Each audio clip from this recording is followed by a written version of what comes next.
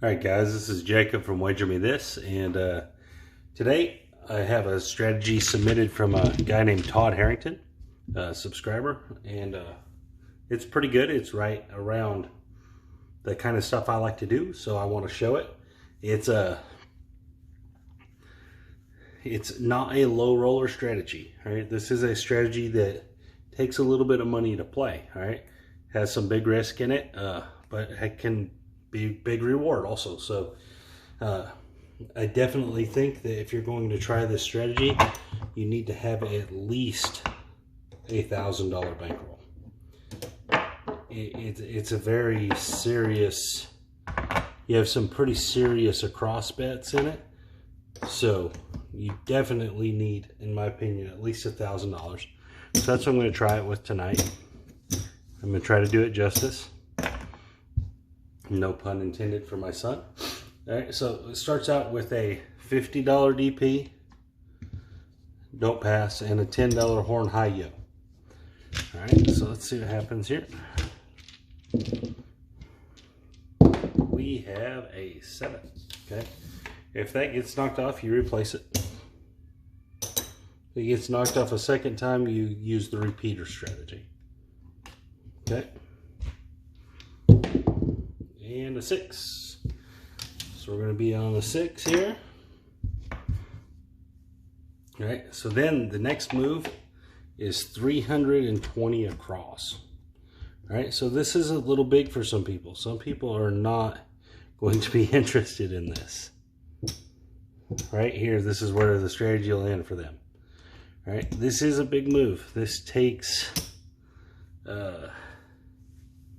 you know, he doesn't, as far as I know, he didn't mention anything about the 6, right? So, and this is one of the things in the strategy.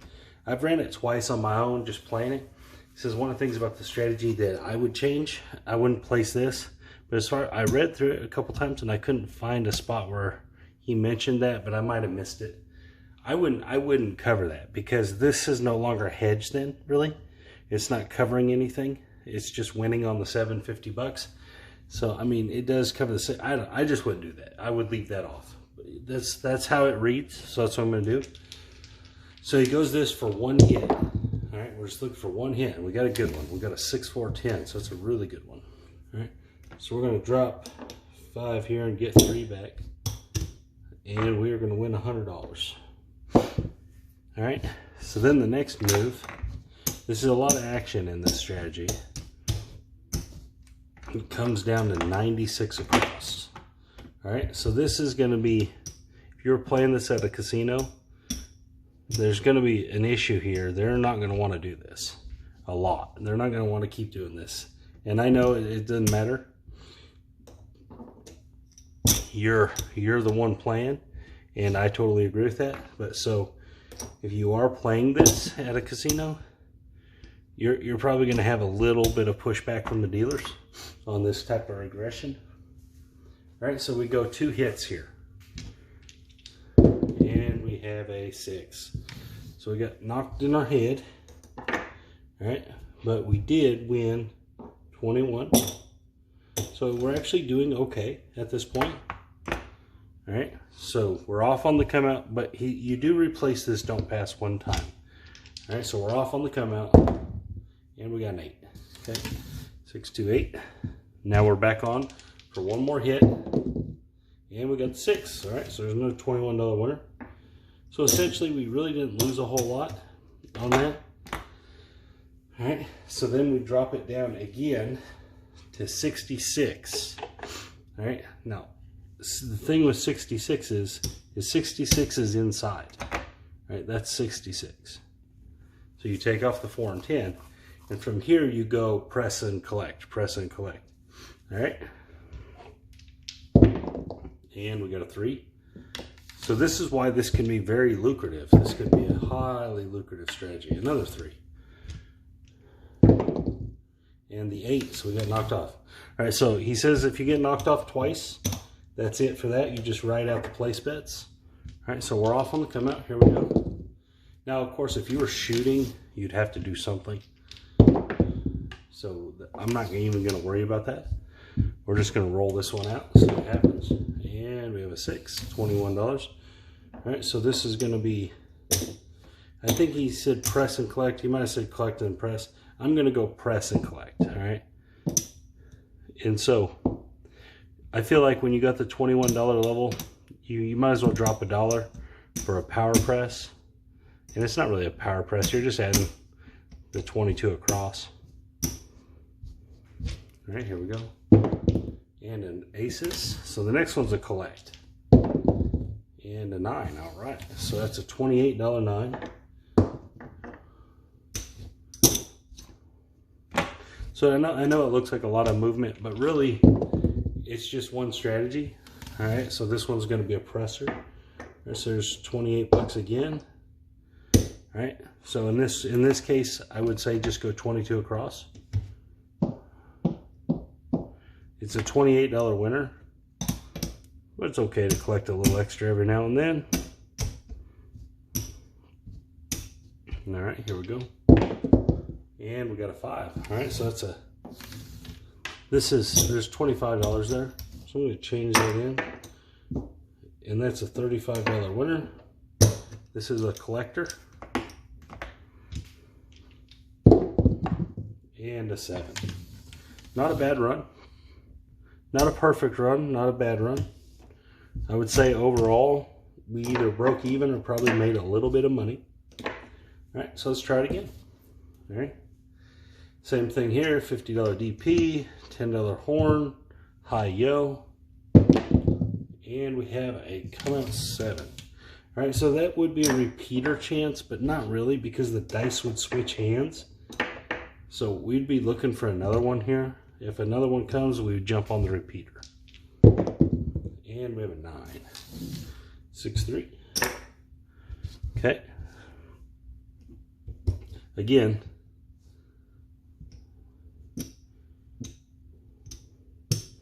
$320 across. And here we go. One hit is all we need, and there's the 10 again. All right. So drop $2 for VIG. They're going to give us a $100 bill. Take it down to 96. We're going to have to get some $50 in reds. Okay.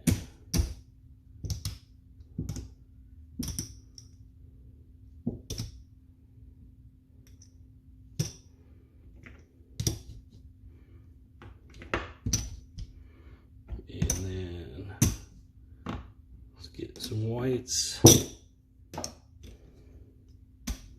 Okay, now we're looking for 2 hits. So at the 320 cross level, you look for 1 hit. At the 96 cross level, you look for 2 hits. Then once you go to 66 inside, you're going to a press and collect. And we have the 6. All right. There's 1 hit. That's a $21 winner.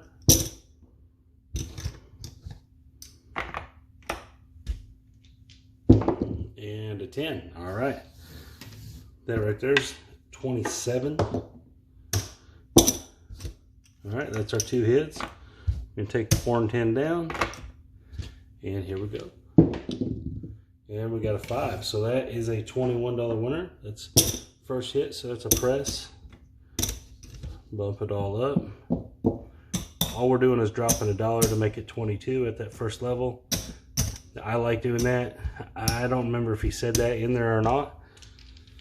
All right, so the next one's a collector. And we have a 6. So that's a $28 winner. The next one will be a press. And we have another 6, all right. So 28 bucks. On this press, it's pretty cheap for us to go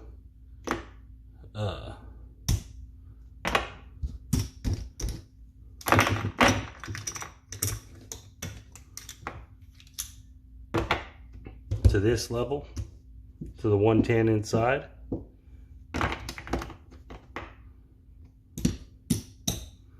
You know, that's only 23, it's only 24 bucks to do that. And we have a 3. And a 10. We still have that $50 7 sitting there. All right, there's a 5. We haven't been knocked off. There's a $35 winner.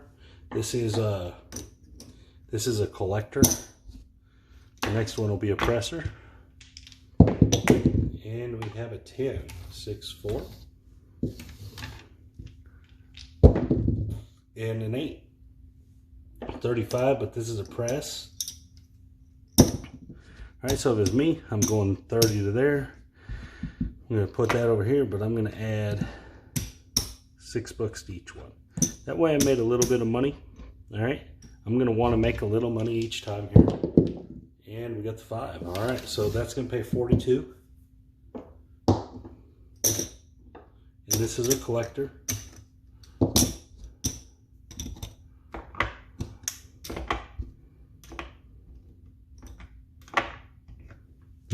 And we have an ace,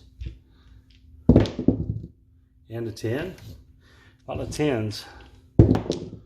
And the 5 again. All right, so 42, but this time it's a press.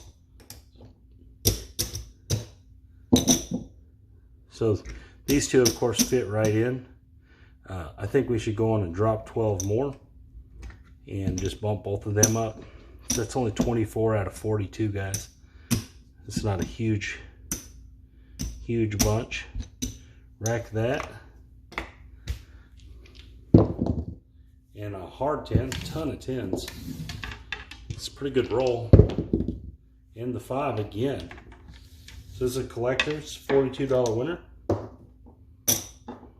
And you could press up everything every time. I'm just doing it how I would do it. And we have an 8. All right. So I'm not even sure what's on there. So it's 18. So that's 49. We're going to drop $1 for 50. At this point, what I'm going to probably do is I'm going to pull them off and add them to that. Now you could be grabbing that 4 and 10 anytime, makes sense, but that's not what it says in his thing. And there's the 7. All right, so this is going to go back here. This was all profit generated outside of the initial money. So it's pretty good win. And we just start the whole process over. I actually really like this strategy. It's very similar to the stuff I do anyway.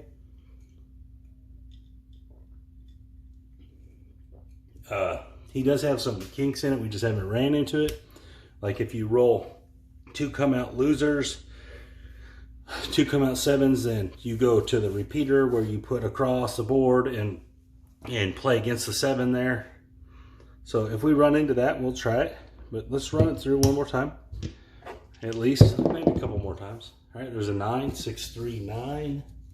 Get that out of the corner. Points going to 9. So again, we're back to that $320 level.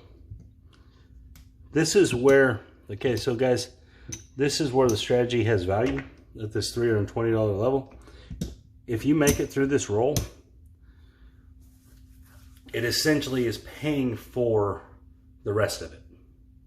So let's see what happens. And we have a 4. All right, so especially if you roll the 4 or 10. All right, so there's a $2 vig. And we are going to make 100. All right, so if you roll the 4 or 10, I mean, it definitely pays for the next roll.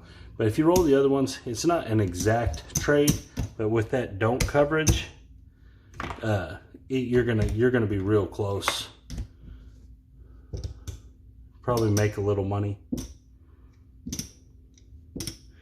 So when you drop to 96 here, remember you just won 98. Now, if you hit one of the other ones, it's only going to be a $70 winner, but you're only going to 96, so this covers the rest if a 7 does come. And so that's where the value in it. The only weird part about the strategy that a lot of people aren't going to like is the first 2 rolls of the strategy are danger rolls. All right, so it's 2 rolls in a row. So 0.7 is going to be painful, but again, like any other strategy, there's always danger rolls in every strategy. There's some danger to it. All right, so but the key is, so if you make it through the first 2 rolls of the strategy, it's a gold mine. All right, so we got a 6, $21 winner. And you guys, a lot of the times you see a person go more than 2 rolls. All right, so we lost that 50, so it's knocked off 1 time. He says you replace it twice. $21 winner, so that's the $96 level. All right, now so we would be dropping down to the $66 level, and we would be replacing that dome. So we would be off on the come out, trying to set it down. We got a 6. I was really hoping for a 4 or 10. All right, so now we're just pressing and collecting, and the 7. All right, so that's going to happen sometimes. We did at least get our dome in there, which helps with that bottom line. All right, so of course that one wasn't nearly as effective. May have even lost a little money overall, but the one right before that was a great roll. So here we go. Let's see what happens next. And we got a 10. All right, so we finally got a good dome. 320 level. So in this one, when you have that 4 and that 10, if you get knocked off, getting knocked off the dome is actually good on this one. It's actually a good thing, because you're going to make money. And the 7. Oh, so there's a 0.7. That's the brutal part of the strategy right there. That is the no good. I'm glad it showed that. I'm glad that happened. All right, still a very effective strategy in my opinion. So we have 2, 4, 6, 7. So we were way ahead right before that. So we probably would have counted our chips and left. I should have counted them up. Well, I can tell you what it was. We just lost 320. So we have 7 right there. So that would have been right there 1,020. So we would have been up 20 right there plus.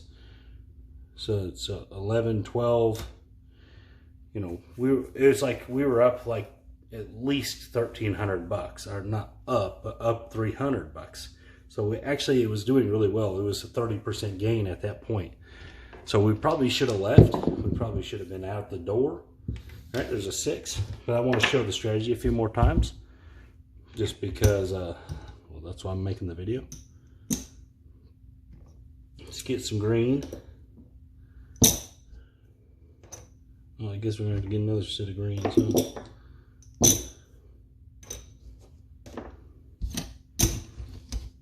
See if we can't make it through this time. Do a little better. Maybe get some more hits in. All right, here we go. And a 6. That is not what we were after. This is still okay. It's a $20 win. All right. You do lose here, but you win 20. So that's still a hit. We're going to go back on this. Go down to 96 up here. Oh, shoot. Oh, shoot.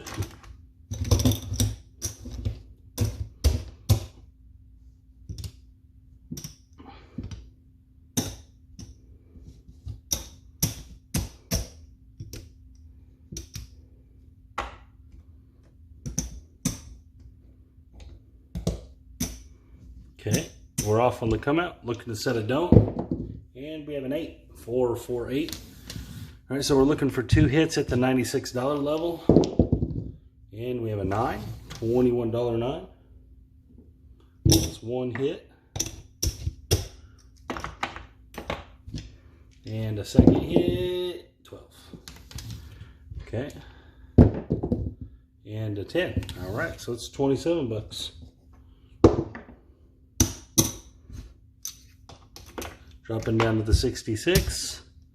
Now we're moving over to a press and collect, or collect and press, however you want to do it. $21 on the 5. We're going to press the first time. And I know we're placing the point here, and that's what I read in there. And if I got that wrong, I'm sorry. And a 4. All right, 3, 1. And a 7. Dang it. Thought we were going to get a couple more in there.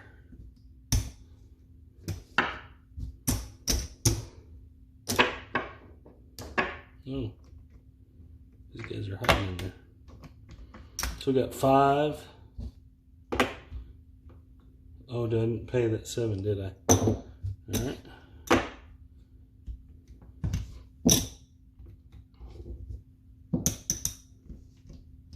So even after that don't knock off, we are still ahead.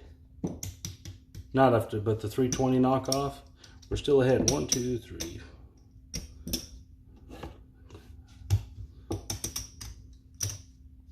We're still ahead $49. So if we would have been paying attention, we would have been ahead $300 and went home. But right now, even after that bad run with that 0.7, we're still ahead $49. Pretty solid. That's pretty solid, guys. I mean, it does take a lot of money to play. There's a whole bunch of risk involved, but the risk is a controlled risk because you're only doing it one time each time. You know, on the 96 level, you no longer are at risk because it's covered multiple ways. It's covered by profit you've made plus covered by the don't. So the 96 level, there's really no risk involved there. And of course, at the 66 level, by that time, you're way ahead. It doesn't really matter what happens at that point. You'd like it to go a while, but if it doesn't, it doesn't. You're still in the profit. So really all the risk is on the first 2 rolls. And I mean, a lot of times that's all you can ask for in a strategy. If you got a strategy that only has 2 rolls that are risk, I mean, that's pretty solid, guys. I mean, most strategies have a lot of money at risk a lot of times, especially if they're a light side. They're at risk, you know, 5, 6 rolls of not making profit on that shooter. So, again, I've ran this a few times. One time I did extremely well, and it had to do with that there was 2 long shots in it, and the inside numbers both got pressed up to where they were making a black chip. And the other times, the other time I rolled it, I actually got knocked off in the beginning 2 times and ended up able to get my money back. So, I mean, it worked well twice, and all the times I've used a $1,000 bankroll. So I haven't had a time where I lost with it, but this is only the 3rd time I've ran it.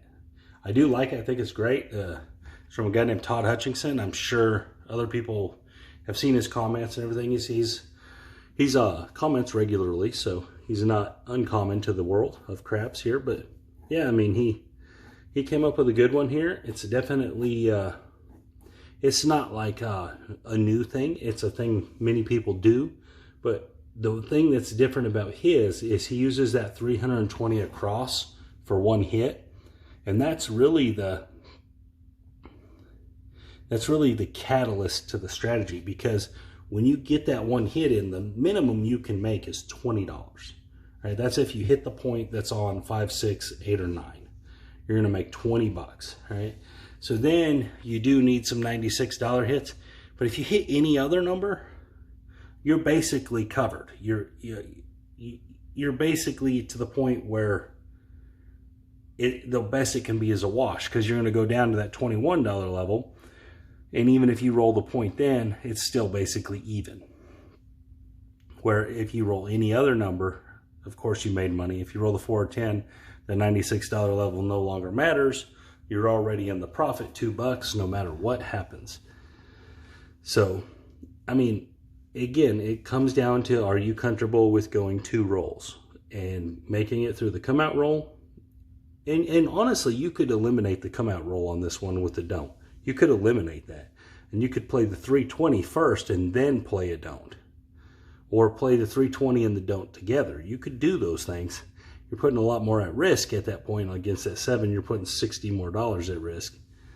But, I mean, you could do it. There's some variations of it you could do. Or you could do the 320 first and then the don't. You're still at risk a little bit there. But, I mean, there's definitely some alternate versions. But it's good. It's a good strategy as far as I'm concerned. I think that there's room for some other things in it. I think that it easily translates to the dark side too.